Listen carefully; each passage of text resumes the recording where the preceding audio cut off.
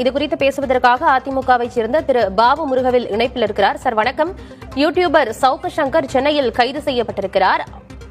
இந்த சம்பவத்தை எப்படி பார்க்கறீங்க? உங்களுடைய கருத்து என்ன? பேய் நாடாண்டால் பிணம் தின்னும் சாத்திரங்கள் அப்படின்னு சொல்லுவாங்க.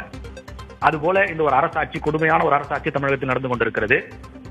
குறிப்பாக கரூர் சம்பவத்திற்கு ஒரு நீதிமன்றத்தையும் நீதிபதியையும் விமர்சனம் செய்த ஒரு வழக்கறிஞரை இந்த அரசாங்கம் கைது செய்து 21 நாட்கள் சிறையில் அடைத்திருக்கிறது.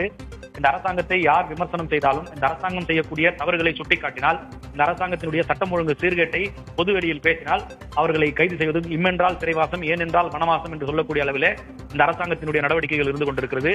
குறிப்பாக அனைத்து இந்திய அண்ணா திராவிட முன்னேற்ற கழகத்தினுடைய தகவல் தொழில்நுட்ப தம்பிமார்கள் இந்த அரசாங்கத்தினுடைய செயல்படாத தன்மையை பொது வெளியிலே தோலுரித்து காட்டுகிற போது அவர்கள் மீது வழக்கு பதிவு செய்து அவர்களை விடியற் காலை 4-5 மணிக்கு வீட்டில் சென்று பெரிய கொடும் குற்றவாளிகளைப் போல கைது செய்வதும் அவர்களை சிறைப்படுத்துவதும் இந்த அரசின் வாடிக்கையாக இருந்து கொண்டிருக்கிறது. அதே போல தற்போது தமிழக வெற்றி கழகத்தினுடைய தம்பிமார்களையும் தொடர்ந்து அவர்கள் மீது வழக்கு பதிவு செய்து அவர்களையும் சிறையில் அடைக்கக்கூடிய தொடர் செயலை இந்த அரசாங்கம் செய்து கொண்டிருக்கிறது.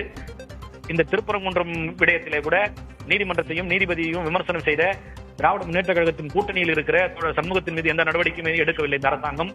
அண்ணன் திருமா மீதும் இந்த அரசாங்கம் எந்த விதமான நடவடிக்கையும் இல்லை. கடுமையான சொற்களை நீதிமன்றத்தின் மீதும் நீதிபதிகள் மீது வைத்திருக்கிறார்கள். ஆனால் அவர்களின் மீது எந்த நடவடிக்கையும் எடுக்காத இந்த அரசாங்கம் ஒரு திரைப்படத்தை பற்றி தன்னுடைய சொந்த கருத்தை வெளியிடுகிற ஒரு சமூக செயற்பாட்டாளரின் மீது இது போன்ற ஒரு கொடுமையான தாக்குதலை நடத்தி இருப்பது, அவருடைய வீட்டின் கதவை உடைத்து அவரை கைது செய்வது என்பதெல்லாம் அதிகார போதையினுடைய உச்சபட்சமாகத்தான் இதை நாம் பார்க்க முடியும்.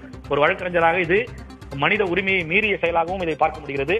இந்த அரசாங்கத்தை யாரும் எந்த விதமான குறையும் சொல்லிவிடக் கூடாது, செயல்படாத இந்த அரசாங்கத்தினுடைய தன்மையை யாரும் வெளிச்சம் போட்டு காட்டிவிடக் கூடாது என்பதில் முனைப்பு காட்டுகிற இந்த அரசாங்கம் மழை வெள்ளத்தில் மிதக்கிற இந்த நாட்டை காப்பாற்றுவதற்கும், சட்டம் ஒழுங்கு சீர்கெட்டு இருக்கிற இந்த நாட்டை காப்பாற்றுவதற்கும், பாதுகாப்பு இல்லாத பெண்கள் நடமாடுவதற்கு வழி இல்லாத இந்த நாட்டை காப்பாற்றுவதற்கும், காவல்துறைக்கே பாதுகாப்பு இல்லாத நிலைமை இருக்கிற இந்த சூழ்நிலையில் அவர்களை காப்பாற்றுவதற்கும் வக்கில்லாத ஒரு அரசாங்கம் சாதாரண சாமானியன்களை கைது செய்து நாங்கள் வீரன் என்று காட்டிக் கொள்வதில் இது எந்த விதமான நியாயமும் இல்லை.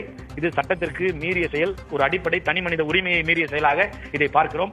யாரோ ஒரு எடுத்த படத்திற்கு ஏதோ ஒரு கருத்தை சொல்கிறார் என்பதற்காக அவர்கள் மீதெல்லாம் நடவடிக்கை எடுக்கிற இந்த அரசாங்கம் ஒரு நீதிபதியையும் நீதிமன்றத்தையும் கடுமையாக விமர்சனம் செய்திருக்கிற கூட்டணியில் இருக்கிற அவர்களின் மீது நடவடிக்கை எடுக்க வேண்டும். பட்டியலினத்தை சார்ந்தவர்களை இழிவாக பேசி பாரதி மீது நடவடிக்கை எடுத்திருக்க வேண்டும். இது போன்ற நடவடிக்கை எல்லாம் எடுக்க தவறிய இந்த அரசாங்கம் சவுக்கு சங்கர் மீது நடவடிக்கை எடுப்பது ஒரு கேடுகட்ட செயலாகத்தான் நான் பார்க்கிறேன்.